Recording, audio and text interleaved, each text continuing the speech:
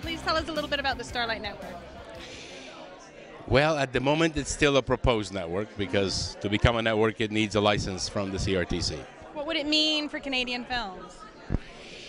Well, Starlight is the idea behind Starlight is that it will play nothing other than Canadian films 24/7. Films that are old and that are new in English and in French. The entire legacy of Canadian cinema going back 50 years, intermingled with interviews with the filmmakers, which will be shot now.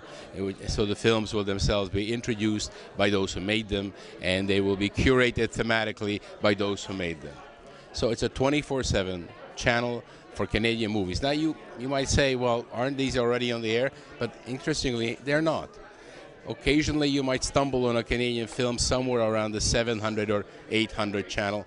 But if you look at the main networks in prime time, Canada has the questionable privilege of being the only country on the planet that doesn't play its own feature films on the main networks in prime time, virtually ever. CBC, maybe sort of a couple of times a year, is the only exception. So our view is, rather than point fingers or rather than attempt to coerce others to do which they don't want to do, and what they don't want to do is to show Canadian movies, our view is we will. In fact, that's all we want to do, and the owners of Starlight are all filmmakers who have been making films their whole lives, not as a condition of license in order to become a broadcaster, but rather because it is their mission, it is their raison d'etre, it is what they do, it is what we do. We make films. So our films they get Academy Award nominations, they win the Grand Prix in Cannes, they get Golden Globes, they play worldwide, they play in theaters worldwide, they play on television worldwide. The one place where they don't play on television, except on remote channels at very late in the night, is in Canada, their own home. And that's what we want to resolve, and once and for all, with Starlight. Why do you think that is? Well, the conventional broadcasters say that they do better with television series, and that may be so. First, certainly television series are much easier to market because you put it on the air, you market it once, and then if it's successful, it's there for 5 years. A film runs for 2 hours. So yes, it's certainly much more labor intensive. And our broadcasters historically are not that fond of labor intensive things. And that's what film is. But we make films. And we like that they're labor intensive, and broadcasting them is something that we plan to do with the same commitment as making the films. You know, some 17 years ago, I had an idea for a television network. It was called Showcase. And my idea was that, at the time, not much different than today, broadcasters in the private sector tended to put their Canadian shows in sort of the least desirable time slots because they believe that their best time slots should be reserved for American shows. So my thought was, let's start a network where the exact opposite happens, where 100% of prime time is reserved for Canadian drama. And only the fringe hours are available for Americans and for foreign drama. Prime is gone for Canada. So at the time, that was considered to be heresy, and it was fought tooth and nail. They said nobody would ever watch this. Canadians are not interested in Canadian shows. This is like forcing something down people's throats that they don't want, and why should this be on the dial? They fought tooth and nail.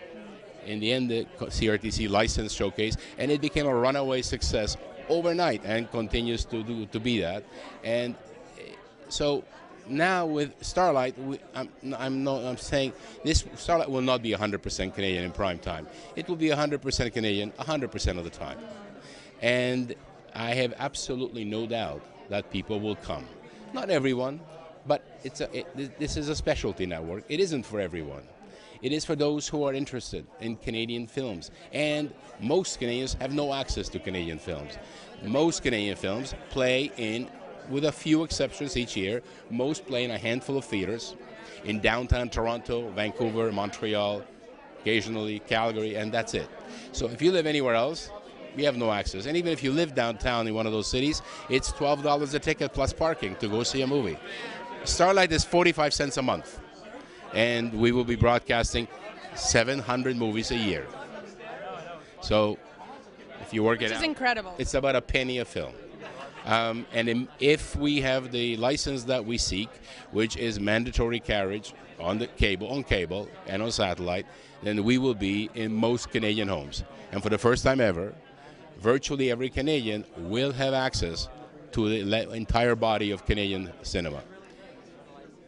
Don't expect everybody is going to be interested, but based on my anecdotal evidence over the last 35 years of making movies in Canada and distributing movies in Canada, and my experience in owning and running Showcase and later on the History Channel, Canadians actually, there are many Canadians who are desperately thirsty and hungry to actually see their own stories, which are very rarely available to them.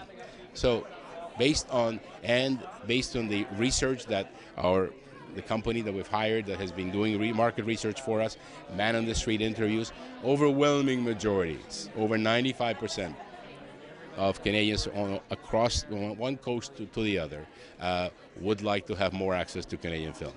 So we plan to give it to them if the Commission agrees with us. I agree with you. You're a huge champion of Canadian films and Canadian content from up to Showcase and all that. So I wanted to say thank you very much. I look forward to watching Canadian content on your channel, should the CRTC be so kind to approve it. Don't call it Canadian content. It's movies. Great movies. No, it's great movies. Oscar-nominated movies. Movies that the whole world goes to see. Yeah. No, it is. It's amazing movies. That's what it is. It's movies.